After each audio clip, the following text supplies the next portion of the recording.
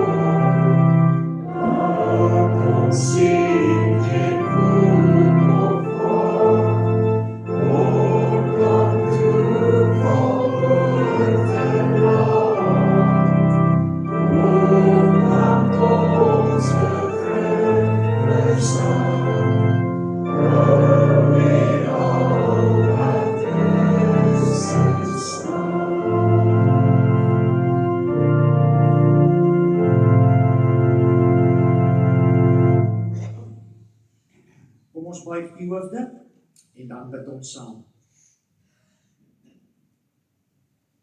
Hemelvader, baie dankie dat ons elke Sondag, as ons hier by mekaar kom, die geleentheid het om ons hoofde te buig en as gemeente saam te bid.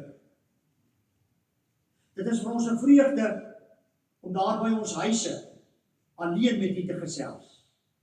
En saam met ons gesinne in ons stilte tyd. Maar dit is net so 'n vreugde om saam met en tussen medegelowiges hier te wees en gesamentlik saam te bid. Here, ons begin vanoggend deur te bid vir al die siekes op ons voorbiddingslys. U ken elkeen van hulle by die naam. Ons bid nie net vir hulle nie, maar ook vir hulle geliefdes wat hulle moet bystaan. Ons bid in die besonder vir Nolien wat nog in die hospitaal is. Ons bid vir elkeen wat intussen ontslaan is en besig is om te herstel by die huis. Ons bid vir elkeen wat besig is met kankerbehandeling en die implikasies en die neeweffekte daarvan saam met hulle families beleef. Here, ons bid ook vandag vir almal wat hartseer is. Ons bid vir Rina en die res van die familie van Andrei. Ons bid vir Koos, vir Barbara, vir Zelda hulle, wat hierdie week gaan afskeid neem van Jacob. En Here, ons bid ook vandag vir Salet en vir Gerard en vir die res van die familie met Franna se heengaan.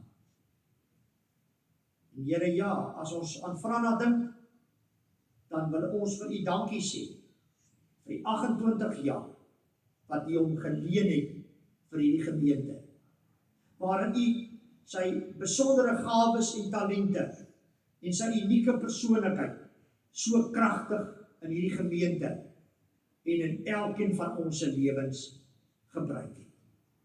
Ons loof en prys U daarvoor. Dankie dat ons weet dat hy nou daar by U is. En ons kan ons net voorstel hoe gelukkig en oorstelp van vreugde Franna daar by U is. Ons bid vir sy familie ook in hierdie tyd. Here, vandag is ook met goeie rede 'n biddag vir ons jeug en vir ons kategese. En waar ons nou daaraan dink dat ons oor 2 dae jeugdag vier, Here, dan gaan daar verskillende gevoelens by ons op as ons aan hierdie jeugdag dink. Maar dis nie nou belangrik nie. Al wat belangrik is dat ons vanoggend graag wil bid vir die jeug van ons land, vir die jeug van ons gemeente en vir elke jeugaktiwiteit in hierdie gemeente en vir elkeen wat U geroep het om te bedien in die jeugbediening in ons gemeente. Ons bid vir elkeen van hulle. Ons bid ook vir die jeughand wat TV Vrydag aand gaan plaasvind. En Here, terwyl ons vir die kinders en ons jong mense bid ons ook vir hulle wat besig is met eksamen. Dis nou reg in die middel van die eksamen. Dankie vir die ekstra dag of 2 wat hulle met die lang naweek gekry het om te studeer. Ons bid vir hulle en ook vir hulle ouers en die onderwysers in hierdie tyd. Here, dankie dat ons vanoggend hier by mekaar kan wees om ook U woord oop te maak. Net soos in gebed is dit vir ons lekker om Bybel te lees alleen by die huis of saam met ons gesin. Maar ja, dit is ekstra spesiaal om hier vanoggend in die gemeente te wees en saam U boodskap te ontvang. Spreek, Heer, U kinders luister. In Jesus se naam, amen. Ons skriflesing kom vanoggend uit Genesis hoofstuk 18. Nou, julle sal agterkom, ons is eintlik besig met so 'n mini-reeksie uit Genesis uit. 2 weke gelede het ons stil gestaan by Genesis 1, verlede Sondag by Genesis 12 en vandag is ons by Genesis 18. En daar gaan ons die eerste 15 verse lees en wel uit die 1983 vertaling uit. Ek lees saam met julle vanaf vers 1. Die Here het aan Abraham verskyn by die groot bome van Mamre. Terwyl hy op die warmste van die dag by sy tent deursit, kyk hy op en sien 3 mans daar naby staan. Toe hy hulle sien, het hy van sy tentdeur af na hulle toe gedraf en voor hulle gebuig. Hy het gesê, meneere, U sal my 'n guns bewys deur nie by my verby te gaan nie. Laat ek eers 'n bietjie water laat haal, sodat U voete kan was en kom rus dan onder die boom. U is nou eenmaal op pad hier by my verby. En daarom wil ek 'n stukkie brood vir U gaan haal, dat U weer nuwe krag kan kry. En hy het vir hom gesê, goed, maak so. Abraham het toe gou na Sara toe in die tent gegaan en vir haar gesê, vat gou 16 kilogram meel en knie dit en bak roosterkoeke. Daarna het hy na die beeste toe gedraf en 'n mooi jong kalf gevat en vir 'n slaaf gegee om dit gou voor te berei. Toe het Abraham botter en melk en die kalf wat voorberei is gevat en voor die mans neergesit. En hulle het daar onder die boom geëet terwyl hy hulle bedien. Toe vra hulle hom: "Waar is jou vrou Sara?" En hy antwoord: "Hier in die tent." Toe sê die een: "Ek sal beslis volgende jaar hierdie tyd na jou toe terugkom en dan sal jou vrou Sara 'n seun hê." Sara het by die tentopening gestaan en afluister. En die een wat gepraat het, was aan die buitekant. Abraham en Sara was albei al baie oud. En Sara was verby die ouderdom van kinders in die wêreld bring. En daarom het sy by haarself gelag en gedink: "Sal ek nog genot kan hê nou dat ek afgeleef is en dit met my man wat oud is?" Toe vra die Here vir Abraham: "Waarom lag Sara? Waarom dink sy, sal ek werklik 'n kind in die wêreld bring nou dat ek oud is? Is iets te buitengewoon vir die Here? Op die vasgestelde tyd sal ek terugkom. Volgende jaar hierdie tyd sal Sara 'n seun hê." Sara het geskrik en toe 'n leuen vertel. "Ek het nie gelag nie," het sy gesê. Maar die Here het gesê: "Nee, jy het gelag." Tot sover ons skriflesing. Die Here kom kuier. Is dit moontlik dat die Here aan ons deur klop, dat hy in ons huis inkom en in ons sitkamer of in ons kombuis kom sit en dat ons daar met hom van aangesig tot aangesig gesels? Dit is wat met Abraham gebeur het. Ons het verlede Sondag gelees hoe Abraham hulle begin trek het en oorgebly het in Sichem en tussen Bethel en Ai. Intussen het hulle verder getrek en kamp opgeslaan by die groot bome van Mamre. Daar het Abraham op die warmste deel van die dag voor die deur van sy tent gesit. Toe hy opkyk, sien hy 3 mans daar naby staan. In lyn met die kultuur van hospitaliteit en gasvryheid van daardie tyd, het hy dadelik van sy stoel af opgestaan en na hulle toe gedraf en voor hulle gebuig. Hy het hulle hartlik uitgenooi om nader te kom. Hulle kan tog nie in hierdie hitte verder reis nie.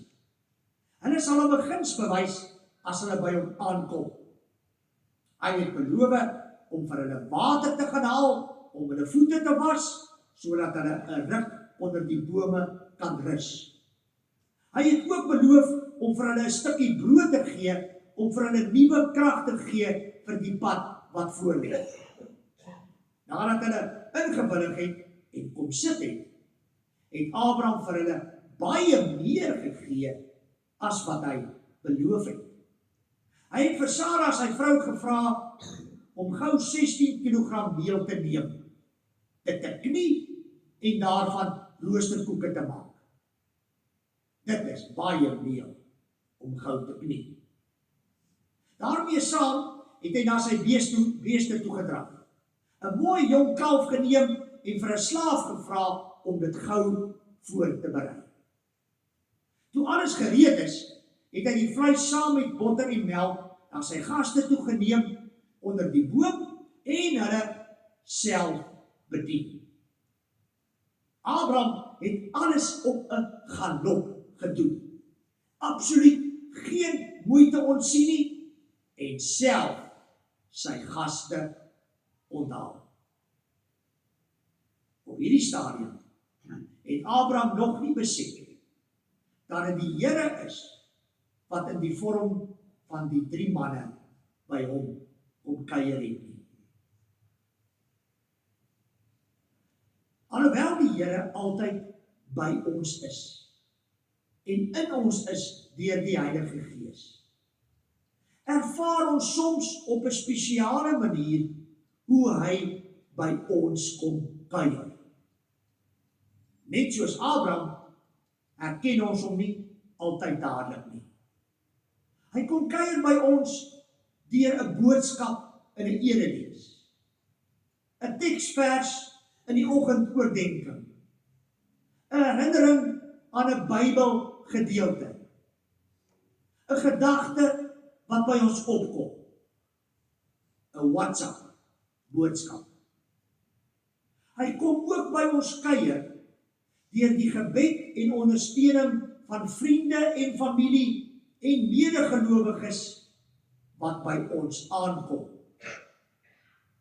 Ja, ook deur 'n vreemdeling wat aan ons deur klop.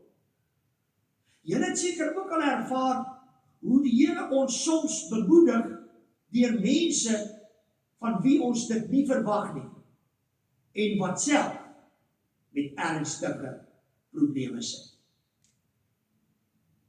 Ons moet nooit ons gasvryheid, wat net soos in die Bybelse mense so eie aan ons laat vaar nie.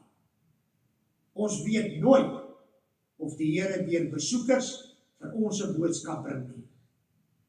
Ons weet nooit of dit die Here self is wat by ons aankom nie. Terwyl die Here daar by Abraham onder die boom kuier, kom hy by die rede waarom hy daar is. Die manne vra vir hom, waar is jou vrou, Sara? Nie die Here kon weet dat sy vrou se naam Sara is.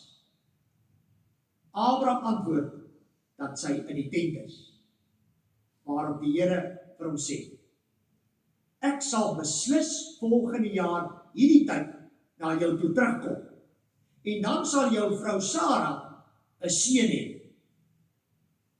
Die Here het geweet wat Abraham en Sara se grootste probleem is.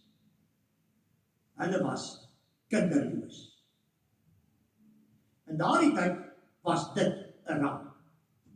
Jy kon hoe welvarend wees, maar as jy nie 'n erfgenaam vir alle seën gehad het nie, was jy eintlik niks. Dit was so 'n krisis vir Abraham en Sara, dat ons in Genesis 16 lees, dat hulle self 'n plan probeer maak het. Toe Sara voorgestel het, dat Abraham 'n kind by haar slavin, Hagar, verwek. Dit het tot net meer ellende gelei. Hulle het dit gedoen, ten spyte van die feit dat die Here al vroeër beloof het, dat Abraham 'n groot nageslag sal hê. Die Here weet van hulle krisis. En hierdie keer maak hy 'n spesifieke tydsbelofte. En beloof hy vir Abraham dat hulle binne die volgende jaar 'n seun sal hê. Wanneer hy weer volgende jaar hierdie tyd kom kuier, sal Sara 'n baba seun in haar arms hê. Net soos met Abraham en Sara, weet die Here ook wat jou en my grootste probleem op hierdie oomblik is. Jou huidige omstandighede waaruit jy wil uitkom. Jou gesondheid wat agteruit gaan. Jou geliefde se kankertelling wat nie daal nie. Jou kinders of kleinkinders se omstandighede. Miskien is dit net dat jy verskriklik moeg is en nie krag het om elke dag aan te pak nie. En dit voel vir jou asof alles net te veel word. En so kan ek aangaan. Jy weet wat jou grootste probleem nou is. Heel moontlik Het jy ook soos Abraham jou eie planne probeer? En dit het nie uitgewerk nie. En dalk dinge nie erger gemaak. Jy wag nou al so lank en bid al so lank daaroor, maar daar kom nie uitkoms nie. Die Here weet van jou probleem en luister na elke gebed, al voel dit nie vir jou so nie. Sarah het die hele gesprek buite vanuit die tent gehoor. En die Bybel is eintlik baie eerlik. Eintlik het sy afgeluister. Net soos Abraham het sy nie geweet dat dit die Here is wat daar buite sit en by hulle kuier nie. Sy het gehoor dat een van die manne sê dat sy binne die volgende jaar 'n seun sal hê. En sy het by haarself gedink, daar is nie 'n manier nie. Dit is onmoontlik. Kan hy nie sien hoe oud sy en Abraham alreeds is nie? Dit is eintlik lagwekkend. En sy het in haar binneste oor hierdie woorde gelag. Ons moenie te hard op arme Sarah wees, omdat sy gelag het nie. Wanneer ons na ons eie en ander se probleme en ons land kyk, hoop ons dat dit sal beter gaan. Ons bid dat dit sal beter gaan. Maar diep binne ons wonder ons soms, twyfel ons soms. Ons lag nou wel nie so Sarah nie, maar ons begin maar aanvaar dat dinge nie sal verbeter nie. Ons moet maar net aangaan en vasbyt en probeer oorleef. Sarah het nie hardop gelag nie, maar die Here het geweet dat sy gelag het. Toe die Here haar konfronteer oor haar lag, het sy gelieg en gesê sy het nie gelag nie. Die Here moes vir haar 'n tweede keer sê dat hy weet sy het gelag. Die Here vra vir Abraham, waarom lag Sarah? Die Here het nie net geweet sy het gelag nie, hy het ook geweet wat sy gedink het. Daarom vra hy, waarom dink sy, sal ek werklik 'n kind in die wêreld bring nou dat ek oud is? En dan sê die Here hierdie woorde, is iets te buitengewoon vir die Here. Is iets te buitengewoon vir die Here. Natuurlik nie. Hy is tog die Here. Om dit te bewys, sê die Here, op die vasgestelde tyd sal ek terugkom. Volgende jaar hierdie tyd sal Sarah 'n seun hê. Dit is die tweede keer dat die Here dit beloof. Volgende jaar hierdie tyd sal hy weer kom kuier.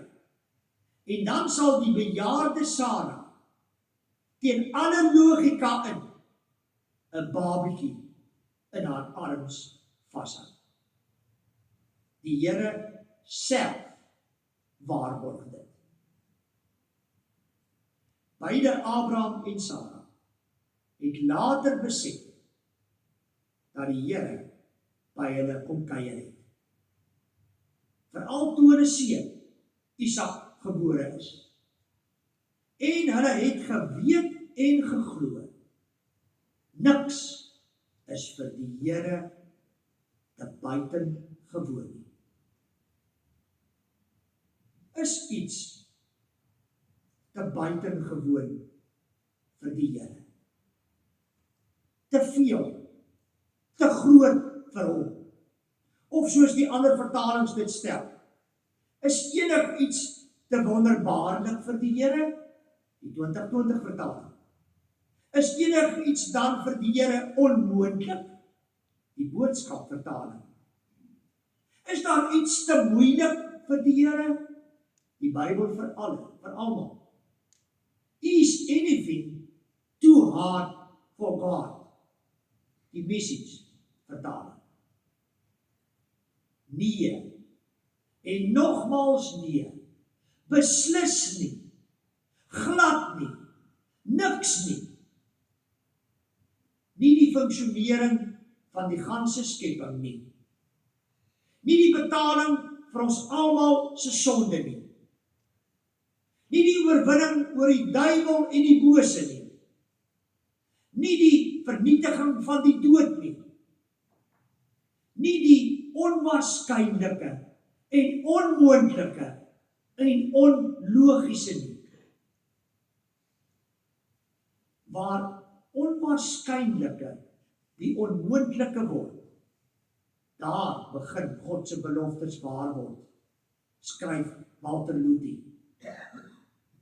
As ons glo dat sekere dinge ook vir God onmoontlik is, het ons besluit om in 'n geslote wêreld te leef, waarin dinge voorspelbaar en stabiel en hooploos is, skryf Walter Brueggemann. Selfs ons ongeloof, ons klein geloof en twyfel, is nie te buitengewoon te veel vir God nie.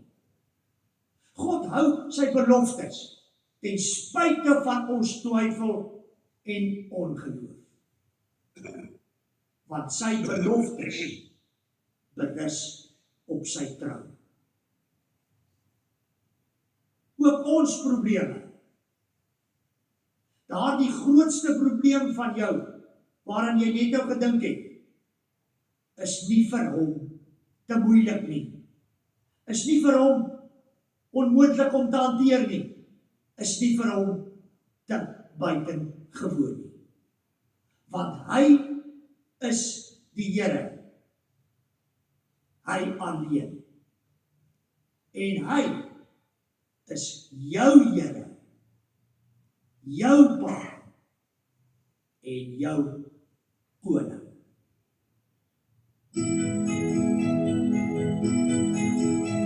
Jy geloof so breed, as jy my vrienden groet, en ek nog so self verseker. My wêreld aan jou voete, voel jy soos 'n wind, my lewe bevriend. As jy so terug, dan skeer dit jou my, en lyk of jy dans as die loop.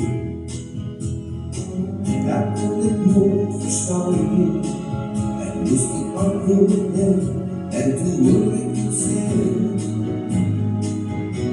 my vader is die koning van die hemel aan die wereld, en onmaak wil ek sal dit nooit vergeet nie, die blik aan my, die berge kan val, ek wil sê, voorsien en die sal, en as die koning se kind, ja, dit maak my een mens, my lewe is Christus, en die dood is 'n wens, vir niks is ek bang nie, dit sê ek jou nou, my pa is die koning onthou.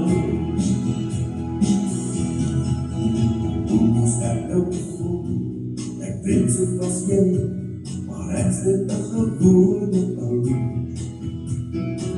Dit voel so onregverdig, om 'n koning te hê, vir wie jy baie kon sê. Weet jy my geloof, jy sê kom luister na mooi, hoe kan jy nou so gauw vergeet? Ons is nie die echte dame, en toe ek my kon kry, sê jy van my. Jou pa is die koning van helemaal die wereld, en kom maar door, jy moet dit nooit vergeet, nie die blik aan my, die berge kan val, en gesê voorsien en ek sal.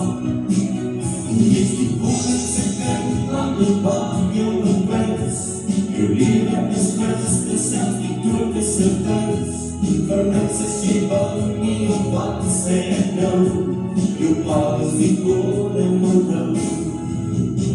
La la la la la la la la la la la la la la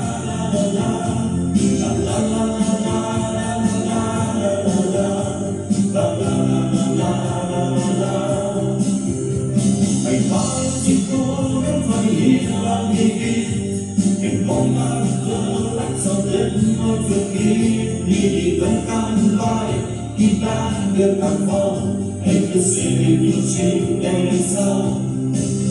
Dat die woordse kinderen, dit maak my een prins. My lewe is Christus, self die dood is een wens. Vir niks is ek bang, nie dit sê ek jou nou.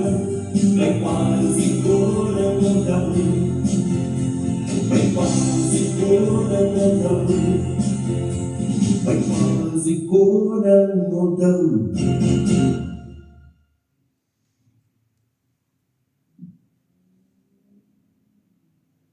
Die Here, wat jou pa en jou koning is, het vanoggend hier by jou kom kuier. Of jy nou hier in die kerk sit, en of jy na die opname kyk. Hy is nog steeds hier. En hy is by jou. En hy weet alles. En hy luister na jou. Dink nou weer aan jou grootste probleem. Waarskynlik het jy 'n klomp probleme, soos ons almal. Maar daar's gewoonlik een wat uitstaan, wat die ergste is, wat al die ander ook veroorsaak. Wat is vanoggend jou grootste probleem?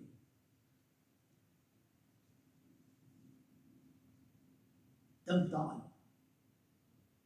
En as jy dit het in jou gedagtes, gee dit 'n naam. Wat is dit? Beskryf jou grootste probleem vir jouself en jou gedagtes.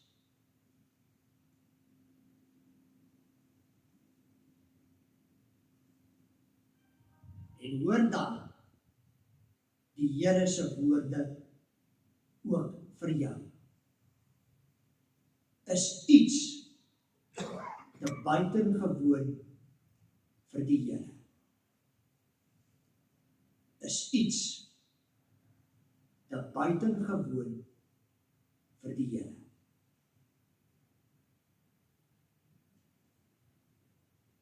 Neem nou hierdie probleem van jou en deel dit met die Here. Net daar waar jy sit. In stil gebed. Ja, ek weet, jy het dit al 'n paar keer gedoen. Maar doen dit weer vanoggend. Noem dit vir hom. Vra vir hom wat jy wil vra daaroor.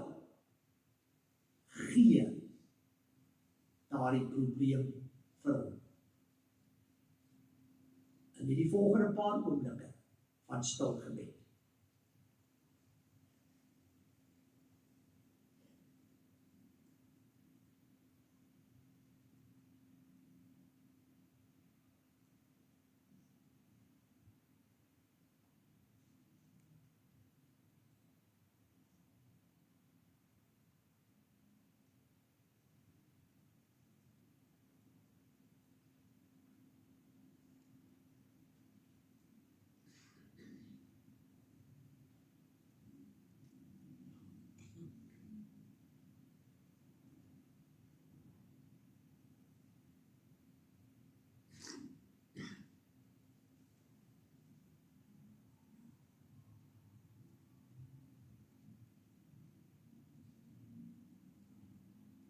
Dink nou aan iemand anders se grootste probleem. Daardie iemand anders kan 'n familielid wees, 'n medegelowige, 'n vriend, iemand wat jy dalk nie ken nie, maar wat nou by jou opkom, wat die Here nou op jou hart lê. Dink aan daardie persoon. Sien daardie persoon se gesig voor jou. En terwyl jy aan sy of haar, aan hom of haar dink ook wat is nou weer sy of haar se grootste probleem. En noem dit ook by die naam.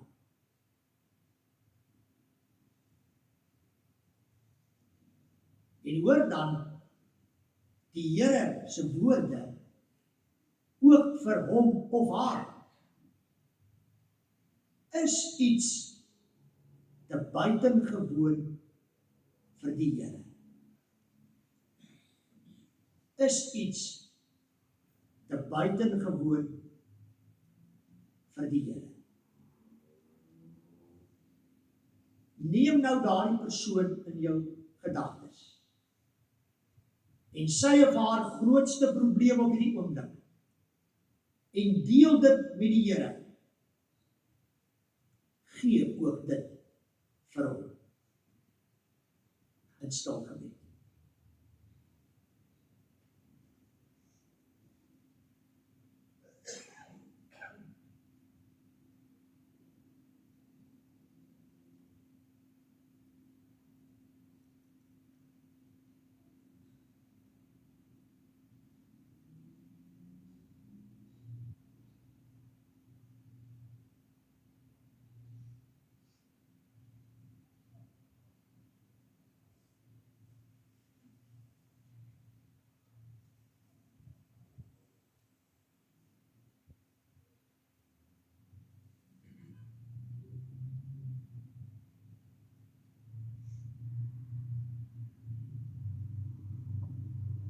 Here, ons rus nou in U, met al ons vertroue net in U. U, vir wie niks te buitengewoon is nie, vir wie niks onmoontlik is nie.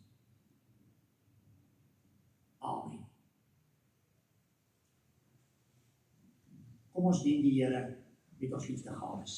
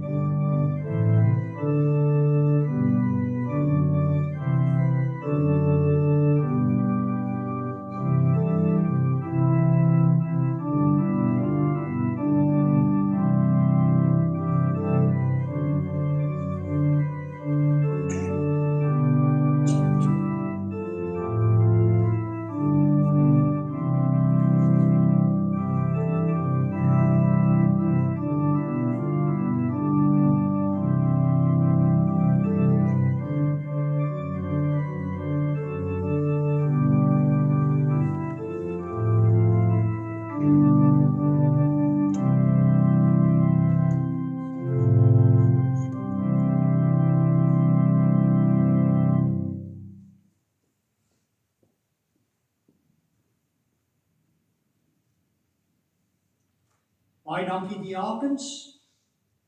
Kom ons sluit af met 'n loflied. 'n Loflied vir ons Here, ons Pa en ons Koning, ons Here, wat vanoggend hier by ons kom kuier het. En ons sluit af met lied 184. Al 4 die verse, lof sing die Here, die ewige sing tot sy ere.